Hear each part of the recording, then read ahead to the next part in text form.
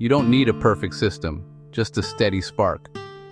Today, we'll meet 10 common patterns that dim the internal sun and learn simple ways to relight it. We begin now. When our core sense of self, our internal sun, loses its radiance, it's as if a vital circuit has been left open. This isn't a flaw in your design, it's a common human experience, a pattern that can emerge in anyone's life. We call this the solar void. It's not an absence of self, but a profound loss of the self. It's a quiet fading of the fundamental I am. On the surface, it can look like low drive or just going through the motions. You might find yourself agreeing to things you don't have the energy for simply to keep the peace. Your personal boundaries erode, becoming porous until the needs and desires of others consistently overshadow your own. You begin to feel unseen and unheard, your own inner fire reduced to cold embers. It's a state of quiet exhaustion, where you give from an empty cup because you've forgotten how to refill it. Yet even in the deepest void, the spark of your true self remains. It has not been extinguished. The first step is simply to recognize it. From there, you can learn to gently protect it, nurture it, and rekindle your inner light. You don't need a perfect system, just a steady spark. Today, we'll meet 10 common patterns that dim the internal sun and learn simple ways to relight it. We begin now. First, we meet the invisible supporter. You are the silent engine of the group, the one who helps before anyone even thinks to ask. You carry the weight of the project. You refill the coffee pot without a word. You meticulously fix the flaws in the plan that others missed. People appreciate what you do, yet they rarely seem to see. Your contributions blend into the background, becoming an expected part of the environment. When praise is finally handed out, you're often already in the next room, cleaning up, preparing for the next task, your moment of recognition missed. The cost of this invisibility is a quiet, creeping, and profound tiredness that settles deep in your bones. But there is a simple shift you can make.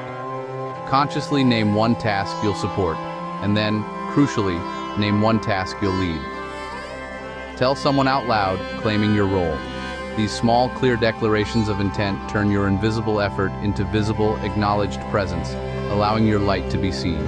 Next is the pleaser. Your default answer is yes, a word you use to keep the peace and avoid conflict at all costs. But each yes adds another block to your calendar, which grows ever more crowded, while your personal energy steadily shrinks. You find yourself saying, "It's fine," through a forced smile, when it absolutely isn't. This habit of prioritizing everyone else's comfort over your own needs is a slow drain on your internal resources. Here's a new strategy to try. Buy yourself 24 hours. When a request comes in, instead of immediately agreeing, simply say, "Let me check my schedule and get back to you." This small pause is a powerful tool. It gives you the space to genuinely assess your capacity. Later, when you respond, practice a balanced approach. Accept one thing you can truly commit to, politely decline one thing, and perhaps suggest one alternative.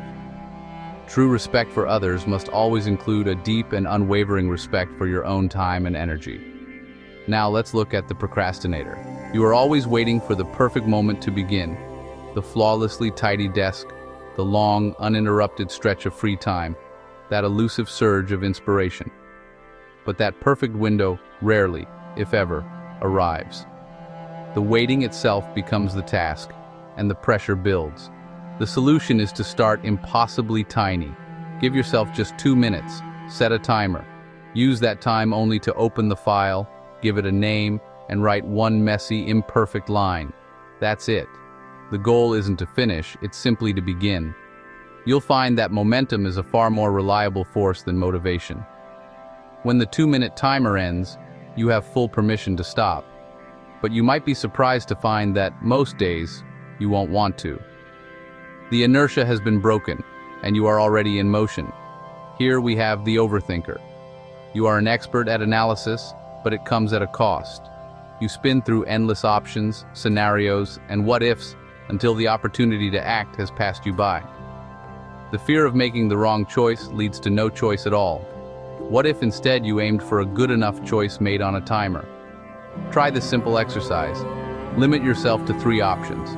Give yourself just 30 seconds to weigh them. Then, choose one. Immediately take one small, concrete step to put that choice into action. You can always revise your course later. Action is not the end of the story, it's the beginning of feedback.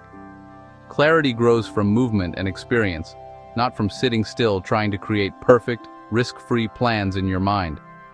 Meet the chameleon. You have a remarkable ability to blend in, to adapt your personality to fit any room you enter. You mirror the energy, opinions, and style of those around you to feel a sense of belonging. And it works. You're accepted everywhere. The problem is, after a while, you can forget your own true colors.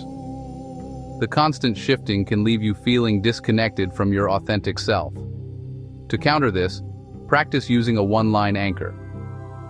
Before you enter a social situation, say to yourself, "Today I value honesty and warmth," or whatever feels true for you. This simple statement is your compass. If you feel yourself starting to shift too much, mentally return to that line. True belonging doesn't require you to disappear. It happens when you have the courage to bring your whole self along. Then there is the quiet resenter. On the outside, you are the epitome of peace and agreeableness. But on the inside, you are quietly collecting a storm of small grievances and unspoken frustrations. Each time you swallow your needs for the sake of harmony, a little bit of resentment takes root. Understand this, that resentment is not your enemy. It is a boundary that is desperately trying to speak. It's a signal that a need is not being met. Try using this simple, non-confrontational script. When X happens, I feel Y. What I need is Z. Can we try? Use short, clear words and a warm, collaborative tone. The key is to say it much sooner than you think you should, before the small storm inside has a chance to grow into a hurricane. Next, we encounter the drifter. Your days tend to blur into one another, a series of reactions to external demands rather than conscious choices. You feel adrift, pulled by the currents of emails, requests, and obligations, without a clear sense of your own direction. To reclaim your course, pick a single North Star for this week. Just one word. It could be health, focus, or family. Write it on a sticky note and put it somewhere you'll see it every day, on your monitor, your bathroom mirror, your car's dashboard. Each morning, look at that word and choose one small, simple action that aligns with it. Direction isn't found in a grand, sweeping gesture.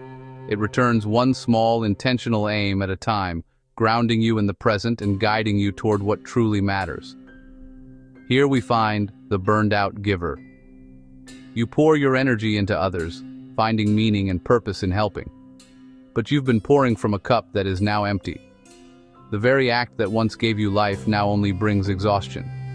Your generosity has become a source of depletion. The solution isn't to stop giving, but to learn to give fullness. Before you help someone else, add a mandatory refill ritual for yourself. It doesn't have to be long. It can be as simple as drinking a full glass of water, taking 3 deep conscious breaths, doing a quick stretch, or taking a 5-minute walk around the block. By filling your own cup first, even in a small way, giving transforms from an obligation back into a conscious, energizing choice. Now let's shine a light on the shadow leader. You are a natural guide, but you do it from the sidelines. You offer brilliant suggestions. You gently nudge projects in the right direction. You arrange for success behind the scenes. It is a form of leadership, but it's leadership without the title or the recognition. You hold the influence without the ownership. It's time to step into the light. Claim one small decision publicly. It can be as simple as saying, "I'll own the agenda for Tuesday's meeting," or "I will take the lead on this part of the project." When you make your leadership visible, you build trust with others, but more importantly, you begin to build trust in your own capabilities. Your internal sun shines brighter when you allow yourself to be seen as the leader you already are. Finally, we meet the self-doubter. Your inner critic is loud, persistent, and incredibly fast. It has a single, powerful message that it repeats constantly. You're not ready. You're not good enough. You're going to fail. The way to quiet this voice is not to argue with it, but to answer it with cold, hard facts. Before you start a challenging task, take a moment to list 3 things, however small, that you did right last week. Write them down on a piece of paper. Read them out loud. Doubt absolutely hates evidence. This simple act provides concrete proof of your competence and your progress. It reminds you that you are capable. You are allowed to try, to learn, and to grow, even while you still feel unsure. Your readiness is proven in the doing, not in the waiting. Your spark is waiting for attention, not permission. Reclaim boundaries, reclaim presence. Say, I am.